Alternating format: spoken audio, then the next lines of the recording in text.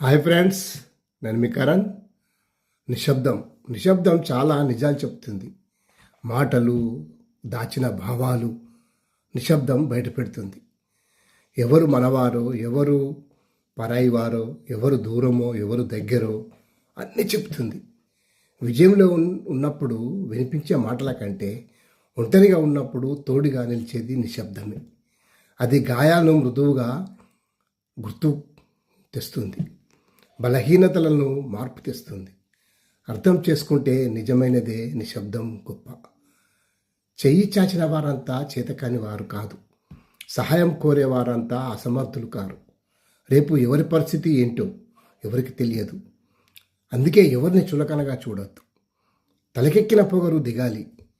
1 డబ్బైనా ఉండాలి, 2 జబ్బైనా రావాలి. ఎందుకంటే డబ్బు పోతే ప్రేమ విలువ తెలుస్తుంది, మనిషి విలువ తెలుస్తుంది. జబ్బు వస్తే మనుషుల విలువ ఇంకా తెలుస్తుంది.